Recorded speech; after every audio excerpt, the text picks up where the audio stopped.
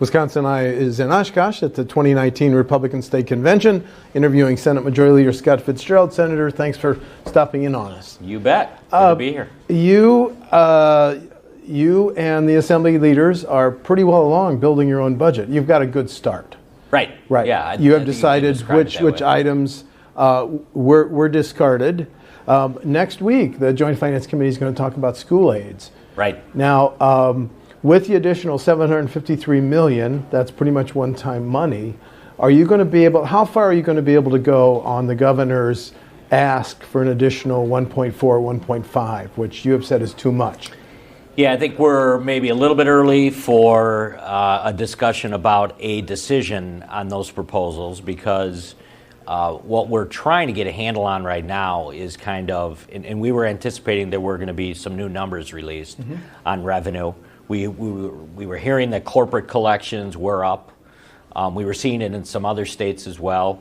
And then income tax held its own. Sales tax was actually down a little bit. $280 million. Are you concerned about that? Yeah, I mean, I'm not sure what it kind of demonstrates, but we have to be cautious, and I think that's kind of where our caucuses are at right now as well. When you talk to kind of some of the members, we try not to kind of forecast out or foreshadow too far out that, okay, we've got this revenue available and let's put it here or there. I mean, we're trying to be cautious about that. And I think the members understand that. So the Finance Committee is trying to be responsive to the full caucus in the Senate right now by, a give and take prior to them taking votes on these items. And the discussion on K-12 funding, though, is one that's kind of underway right now because we are going to probably have to make a decision on that soon. And once that number is out there, it kind of sets the table for other things down the road. The current budget put how much more into K-12? Was it 630 or something like that, sir? $635 million. 635. Right. Are you going to be able to go above that now that you've got the additional money? Yeah, well, the governor's kind of initiative on special education and the $600 million that he forecasted for that is not something that I think we can achieve. And we Can you come halfway on the special ed? Excuse me for interrupting. Well, no, it all comes back to whether or not the budget includes an expansion on Medicaid, and we know that's not going to happen at this point. Right. So I feel good though that we're kind of dealing with numbers that I think are consistent with where we've been in the past, and they're real. They're real numbers. I think we can make the case on K-12. I think we can make the case certainly when it comes to quote unquote health. In the spending related to all those ancillary items that are part of, the health day in the Finance Committee, and then ultimately the transportation budget as well. I mean, those are the biggies for us, obviously, and we're focused on those. And I think the Finance Committee in the next couple of weeks will be able to get through those. So. The cost let's talk about health care. Just the cost to continue our MA program, I think Fiscal Bureau scores it as an additional $320 over the biennium. Right. Do you have any choice but to pay that cost to continue for MA? Right. That's kind of been, because we've been able to manage that part of our state budget pretty well over the last 8 years, and there's been a lot of focus, there was a lot of focus under Governor Walker. We feel like we're going to get close to that number, if not, be a little bit higher than that number when it comes to overall spending. So, as the speaker has been describing it publicly, there's kind of these buckets that we're trying to fill, and then once we know what the revenue is related to that, then we'll dig in, kind of roll up our sleeves and say, okay, this is how it's going to be allocated. And then the set of numbers that we just received this last week gives us a better kind of overall picture of where we're at. So, so we're still focused on June 30th. I think we want a state budget on the governor's desk by then. I think we're going to be able to get there. We're being all inclusive, so I feel good about where we're at right now. Last week, Joint Finance signed off on much of the governor's clean water initiatives, but it didn't sign off on the $40 million for laterals. What's your concern about the $40 million proposed by the governor for laterals? If you talk to like Senator Rob Coles, who authored a bill last session that dealt specifically with that, we feel kind of like our work has been completed in that area. I mean, you can always do more. You can always try and create programs that will allow either residential or municipalities per se, or even corporations kind of tap into, we need to redo this section or we need to change the lateral in a community. I think that's always, you can always kind of fine tune that. But for the most part, I mean, we thought that we had done quite a bit last time. We wanted to see kind of how that played out, or whether or not what we did last session with Senator Cole's bill is effective. And I think it will be. I think it will be. Some of your members too concerned that $40 million of that would have gone to the city of Milwaukee? I think there's always kind of a concern of not necessarily how it's going to affect Milwaukee, but is there going to be resources available for rural communities? I think that's kind of what the discussion is. That seems to be always the focus of our caucuses. Criminal justice reform. The governor didn't advocate a new prison, but the Green Bay prison, you've seen the price tags to fix it, very, very high. Where are you in terms of the whole issue of criminal justice reform? And I'm not talking about the decriminalized marijuana. Yeah, right. I'm talking about adult inmates. We have overcrowding. Yeah. What are your thoughts on how we go forward from here? Yeah, corrections is a tricky area right now. We realize that because of the employment climate that exists in the state, low unemployment obviously, but more so wages. 2.8%. Yeah, wages paid is just, it has changed the dynamic of finding correctional officers. And then you talk about facilities in the capital budget. You're right, the governor didn't add anything as far as Green Bay goes, but he added barracks. He added some barracks. He did some barracks, some expansion there. But as far as we're still looking at either a maximum security institution that's probably going to have to be rebuilt, and Green Bay right now seems to be at the forefront of that. But we're well aware of Waupun and some of these other institutions that need to be revisited or completely either constructed or built in another part of the state. And then you've got kind of the overall kind of piece that is part of the capital budget on other items that are going to have to be dealt with.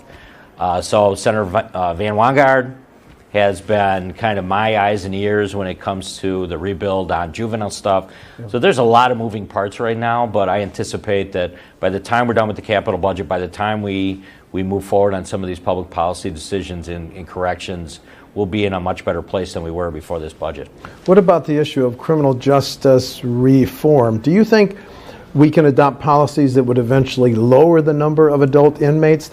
I understand your bricks and mortar issues. You've got a big issue with Green Bay. Right. But what about the idea being pushed for reforms that would eventually lower our adult inmate population? Yeah, I don't know that you fully embrace kind of what Governor Evers had put forth, but I always think there's room. I always have thought that there was room to kind of reevaluate what the profile of the inmate is in Wisconsin, and going way back to the 90s, when we had inmates out of state, or when we were trying to develop strategies kind of between medium and maximum security facilities. We had the Supermax that was built in Boxabell. I mean, there's so many things that we've done that I think we're always kind of reevaluating as to what's the size of the prison population and how are we managing it, and are we keeping correctional officers safe? I think that's always been kind of our evaluation. I don't think this budget is any different. I think that is kind of what we're looking at.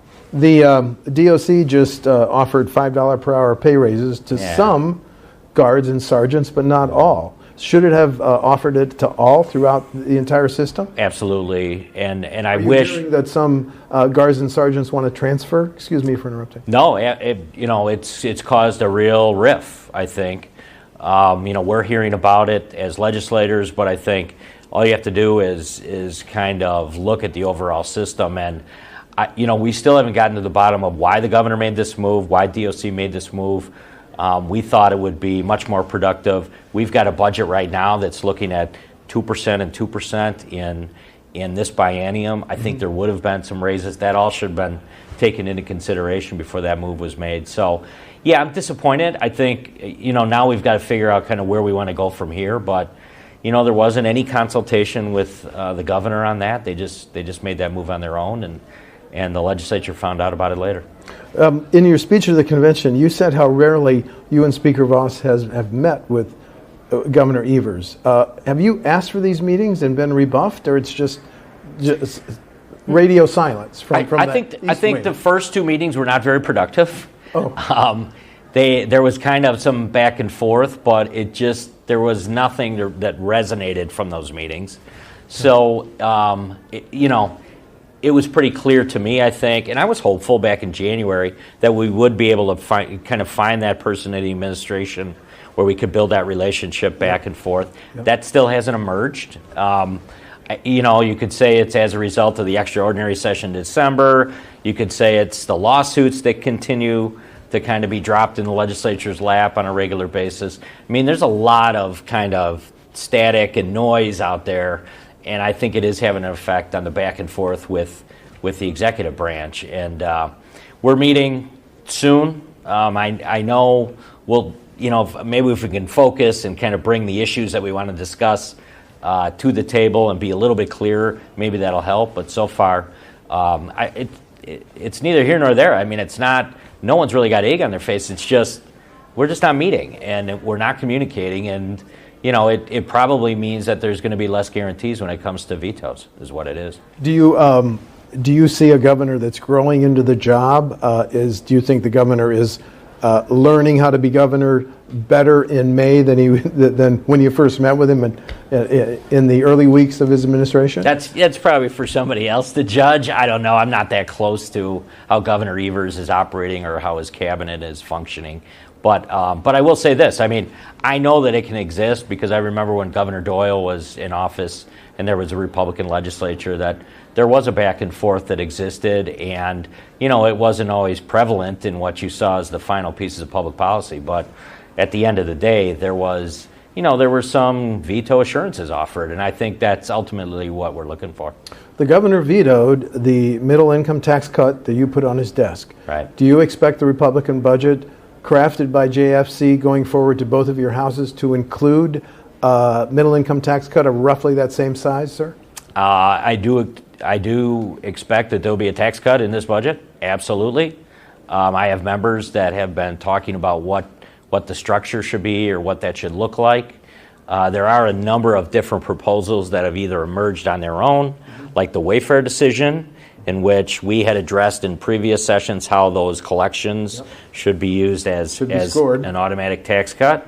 That's one thing on the table. Just by design, the tax cuts that we've offered before, either related to some type of change in the bracket or an income tax cut.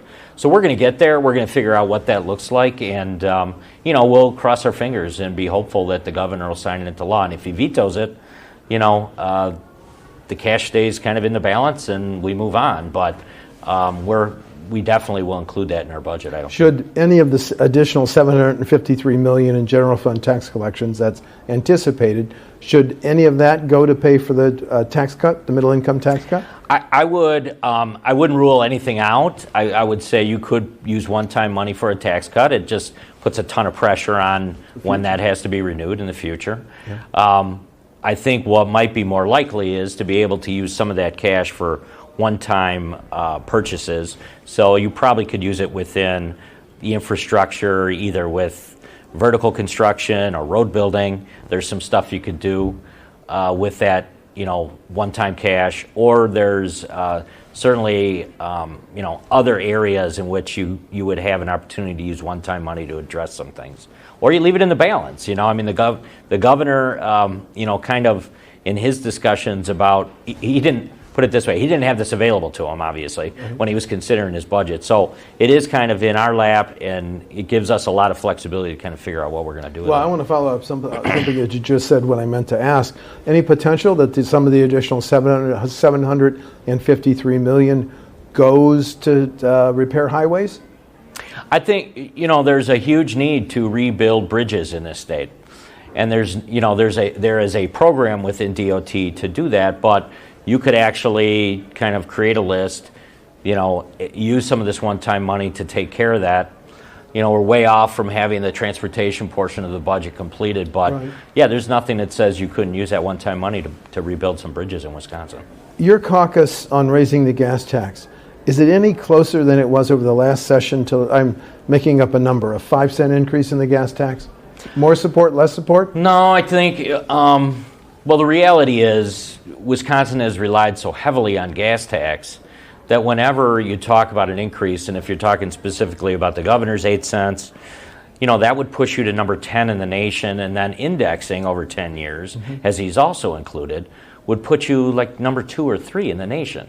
And all that does is, I think, demonstrate that there's, quite honestly, not a lot of support within the caucuses to move in that direction. But there are some other things that I think we can consider when it comes to revenue, like registration, certainly titling. We've had some discussions about whether or not we wanted to, once again, open the door to open road tolling. And I think that, the case has been made for that kind of time and time again. It hasn't been flat out rejected by the caucuses. So we're having those discussions, and I think at the end of the day we'll arrive at something that both the Senate and the Assembly can agree to. You and I have paid $75 to register our vehicles since 2008. Time to raise that?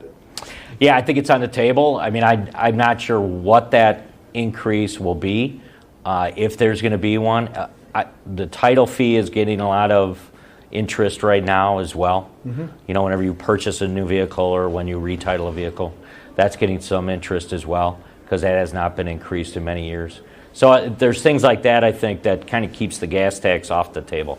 And we'll see where we end up. The governor recommended a pretty hefty increase in registration fees on our largest trucks. Right. Is that not going to be part of Senate budget? Yeah, I won't pull heavy trucks off the table right now, but I know there is some pushback. A lot of the corporations that operate in Wisconsin, carriers, are concerned about that. So we'll see kind of if that remains as part of ultimately what would be the transportation package. Is a possible compromise increasing the registration fee, titling fee, and a penny or two on the gas tax, or gas tax off the table? I don't see the gas tax right now. I don't see it. I don't think there's enough support for it within our caucus, and the speaker's told me as well. He thinks it's there's not a lot of support there as well. So, if the budget that the legislature puts on Governor Evers' desk doesn't include enough of his priorities, so he has said he would consider vetoing the whole budget. What would be your strategy then coming back then, sir? I advised the governor in his office in our second meeting that if there's somebody whispering in his ear to veto that entire budget, I think it would be a mistake. No matter what comes out of the Republican legislature, I think he should sign it into law. I mean, obviously he'll have the partial veto, but to veto the entire document, I know the legislature, and after that vote on the budget, they scatter. Yeah. And it's hard to bring legislators back in, get them to focus and say, okay, now we're going to pass another budget that's going to be closer to what the governor wants. That seems to me like it would be, a dog chasing its tail. I said I think that's a huge gamble, and probably what you'd end up doing is coming back in and passing individual pieces of legislation to maybe address some of the things that were lost in an overall veto. So I would advise the governor not to do it, and I would be hopeful he doesn't do that. And I think at the end of the day, I think he will not do that. I think there'll be some partial vetoes, but I doubt very much he'll veto the entire budget. None of his cabinet secretaries have been confirmed. Do you as Senate leader plan on putting them up for confirmation votes anytime soon, or your strategy on his secretaries, sir? Yeah, we had 6 cabinet members all ready to go, teed up out of the standing committees, ready to go to the floor when the lawsuit came.